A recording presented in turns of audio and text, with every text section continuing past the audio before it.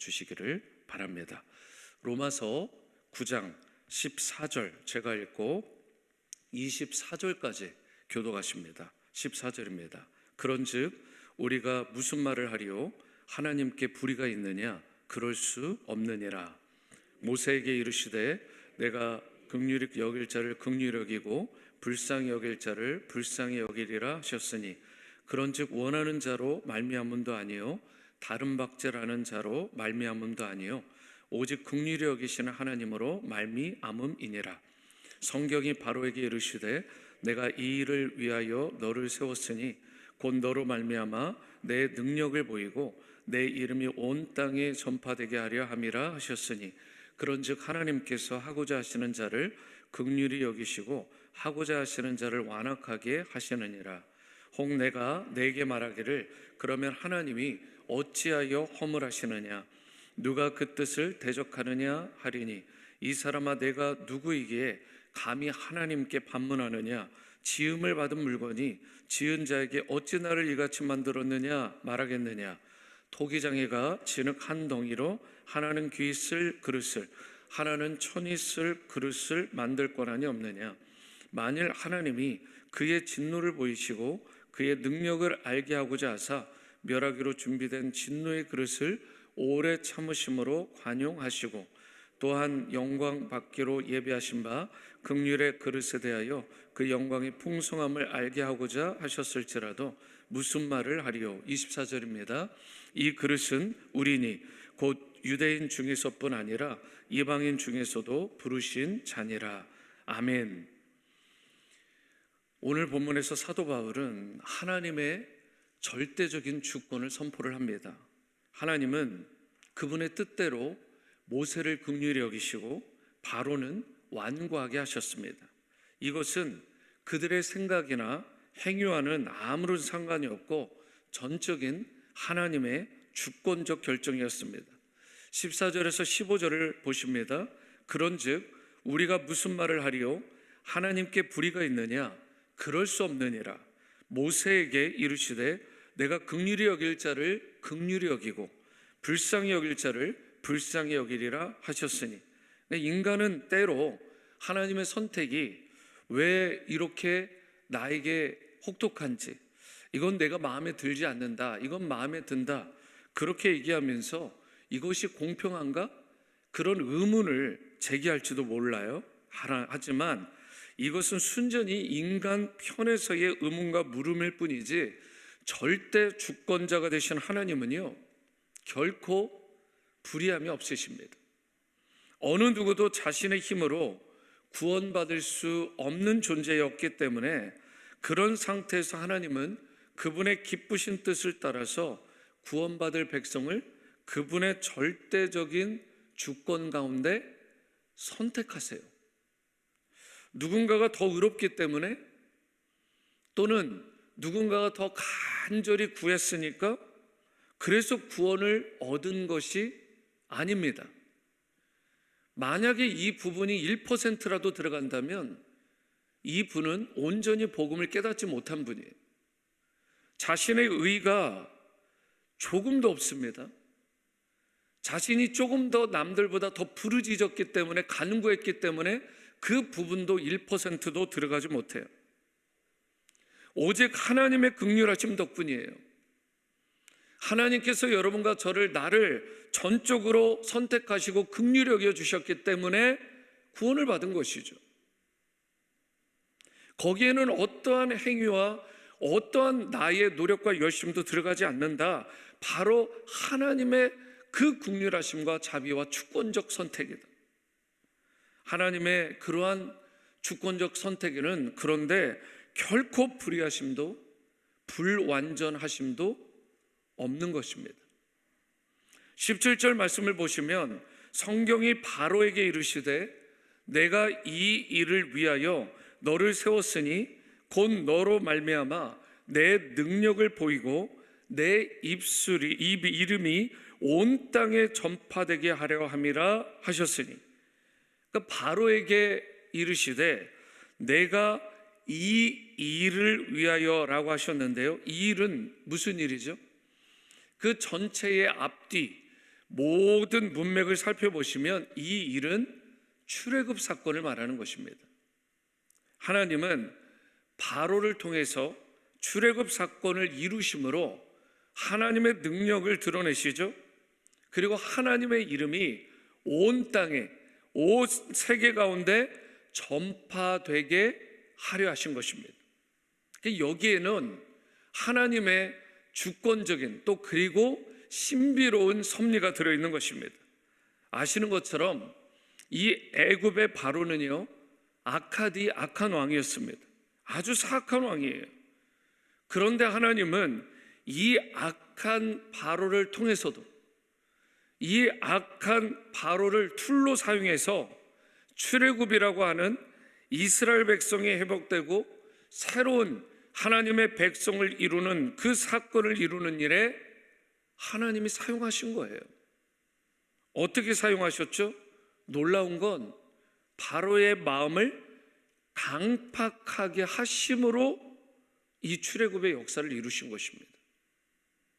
출애굽을 보시면 바로 왕 자신이 자기 마음을 강팍하게 해서 이스라엘을 막았다, 이런 표현이 있고요.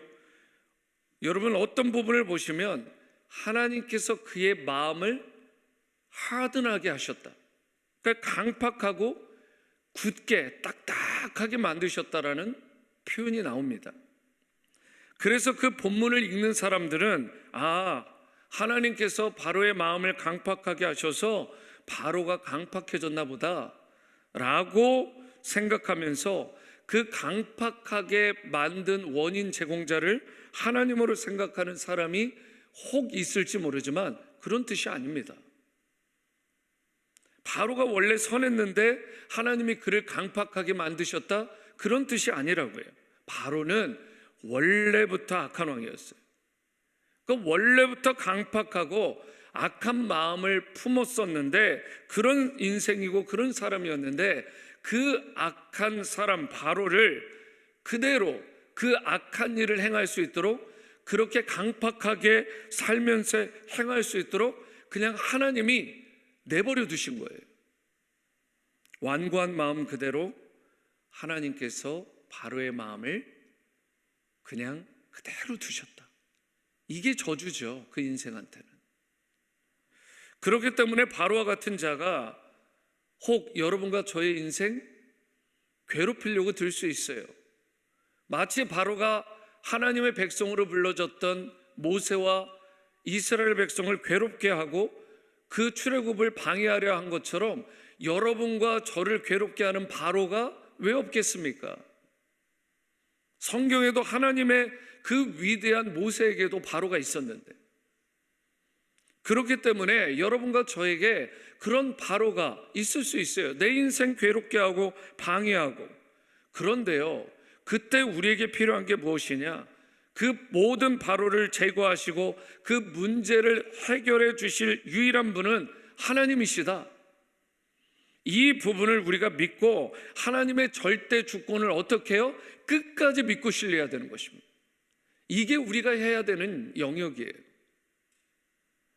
그렇게 할 때 우리의 고난과 시련마저도 하나님께서 복으로 바꾸어 주시고요, 우리에게 닥치는 그 시련마저도 기적의 역사로 반드시 변화시켜 주시는 것입니다.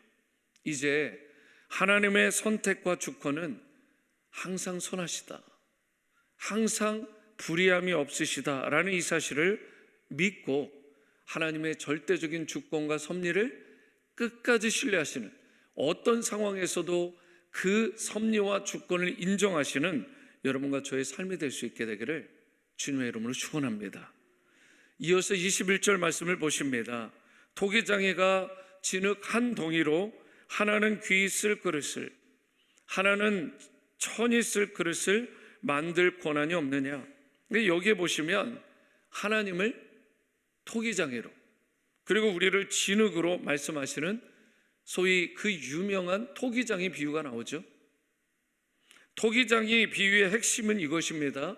마치 토기장이가 귀 쓸 물건과 천이 쓸 물건을 만든다 할지라도, 그렇다 할지라도 그 만들어진 물건이, 그 그릇이 왜 나를 이렇게 만들었냐고 그렇게 의문을 품고 자신의 권리를 주장할 수 없다는 것이죠. 마찬가지로 토기장이 되시는 하나님께서 그분의 주권대로 여러분과 저를 천하게도 만드시고 귀하게도 만들겠다라고 한다면, 이 세상의 사람들을 그렇게 구분하시겠다라고 한다면, 피조물된 그 그릇에 불과한 우리가 토기장이 되신 하나님에게 권리 주장을 하면서 감히 왜 나를 이렇게 만들었냐고 주장할 수 있겠냐는 거예요.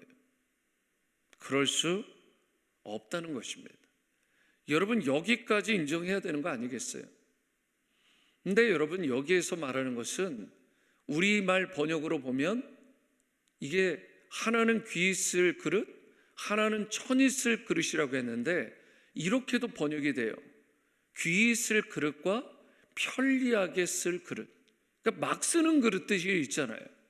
저는 때로 생각해 봅니다. 이게 보기에 좋은 그릇만 좋은 건가? 하나님이 쓰시기에 좋은 그릇도 좋은 그릇 아닌가?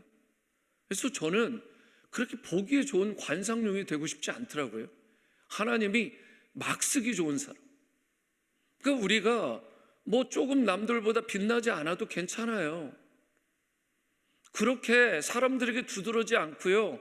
여러분 인생 뭐 그렇게 마무리해서 뭐 얻을 게 뭔데요? 명예, 권세, 부, 영광? 그게 뭔데요, 여러분? 하나님께서 쓰기에 비록 겉으로 보일 때는 천하게 보일지라도 막 쓰시기에 좋은 그런 토기장이의 그릇이 되는 것이 여러분과 저에게 복이 될 수 있다는 사실을 믿으시기 바랍니다. 좀 빛나지 않아도 괜찮아요. 남들에게 인정받지 않아도 괜찮습니다.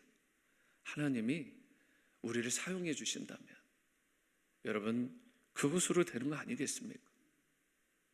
그러면서 우리가 22절을 보시면, 만일 하나님이 그의 진노를 보이시고 그의 능력을 알게 하고자 하사 멸하기로 준비된 진노의 그릇을 오래 참으심으로 관용하시고, 여러분 하나님은요 진노의 그릇에게도 어떻게 해주시느냐? 오래 참으신다는 거예요. 그러니까 바벨론에 대해서, 페르시아에 대해서, 그 전에 아수르에 대해서, 그 전에 뭐 아람이라든가 여러 그 전에 이집트와 같은 애국과 같은 나라에 대해서도 오래 참으셨잖아요.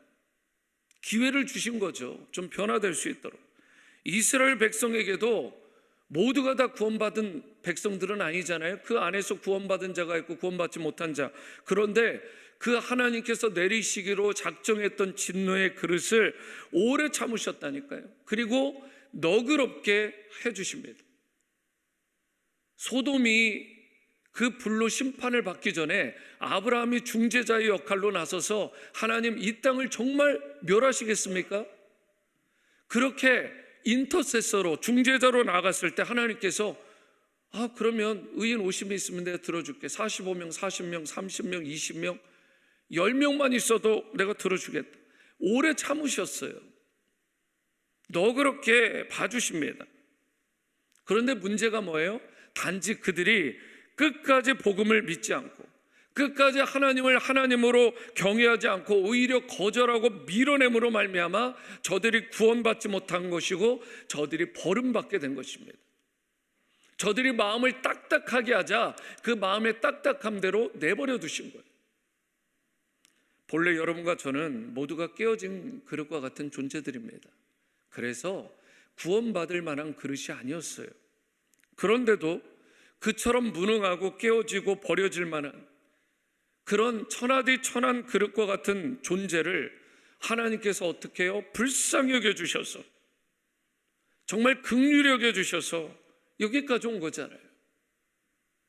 하나님의 절대적인 손으로, 그 주권적인 손길로 빚어주심으로 말미암아 너무나 놀랍고 멋진 크리스찬이라는 하나님의 성도요, 아빠 아버지라고 부를 수 있는 그분의 자녀로 여러분들과 제가 걸작품으로 재창조된 거 아니겠습니까?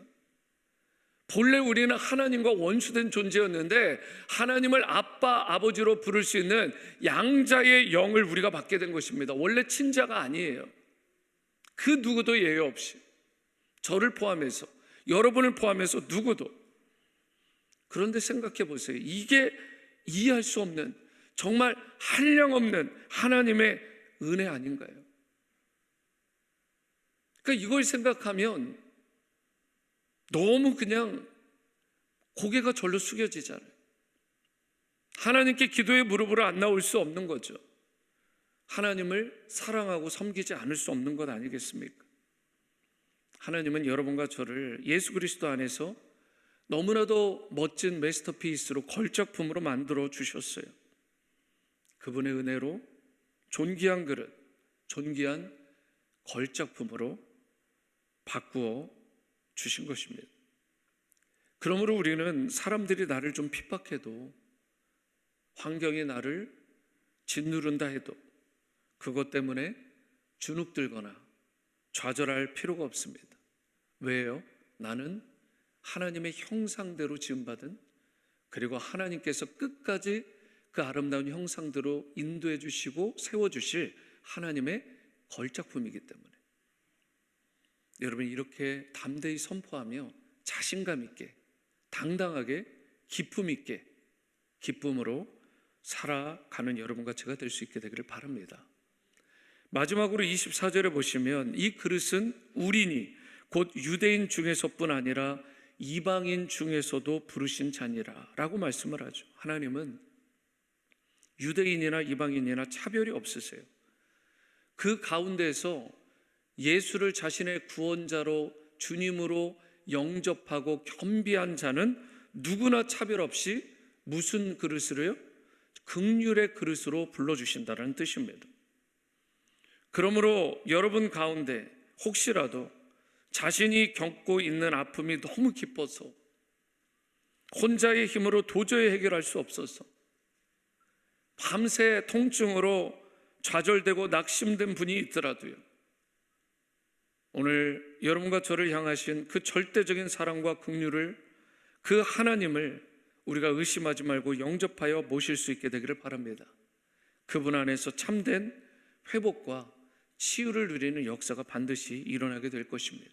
오늘 여러분 모두가 참 토기장이 되신 주권자, 섭리자 하나님을 깊이 만나시고요, 그분을 붙드심으로 말미암아 다시 일어서는 은혜, 참된 치유와 회복의 역사를 이 땅에서 풍성하게 누리고 경험하며 그 은혜를 나누고 흘려보내는 그런 영향력 있는 자리에까지 나가는 여러분과 저의 삶이 될 수 있게 되기를, 또 우리의 자녀, 우리의 배우자가 될 수 있게 되기를 주님의 이름으로 축원합니다. 기도하십니다. 사랑과 은혜의 주님, 주님께서는 나는 토기장이고 너희는 진흙이다라고 말씀하신 이 의미를 절대적으로 신뢰하고 그 섭리를 우리가 붙들길 원합니다. 주님께서 귀히 쓸 것과 천히 쓸 것, 귀히 쓸 것과 편리하게 쓸 것, 그것을 결정할 권한이 있으실 뿐만 아니라 이 미천한 자, 끼어진 자, 정말 흠인 투성이인 나를 그렇게 주님의 절대적인 주권으로 선택하셔서 긍휼의 그릇으로 삼아주신 것, 하나님의 놀라운 그 은혜, 이 새벽에 찬양하오니 하나님 영광 받아주시고 우리의 삶을 통해 호흡이 닿는 그 순간까지 하나님의 형상답게 멋지게 주님만을 끝까지 신뢰하고 의지하며 찬미하며 나가는 우리의 삶 다 되게 도와주시옵소서. 하늘의 소망을 갖게 도와주시고 이 땅에서도 그 하늘의 소망으로 날마다 기쁨 있고 기쁨 있게 살아가는 우리의 삶이 다 되어지게 도와주옵소서. 우리 사랑하는 성도님들, 개인의 삶과 가정과 또 모든 가족들을 붙들어 주시고 삶의 모든 터전을 주 안에서 하나님의 형상답게 복되게 하여 주시길 원하올 때 존귀하신 예수님의 이름으로 기도합니다. 아멘. 하늘에 계신 우리 아버지여, 이름이 거룩히 여김을 받으시오며 나라가 임하시오며 뜻이 하늘에서 이루어진 것 같이 땅에서도 이루어지이다. 오늘 우리에게 일용할 양식을 주시옵고 우리가 우리에게 죄 지은 자를 사하여 준 것 같이 우리 죄를 사하여 주시옵고 우리를 시험에 들게 하지 마시옵고 다만 악에서 구하시옵소서. 나라와 권세와 영광이 아버지께 영원히 있사옵나이다. 아멘. 계속해서 개인의 기도로 나가시겠습니다.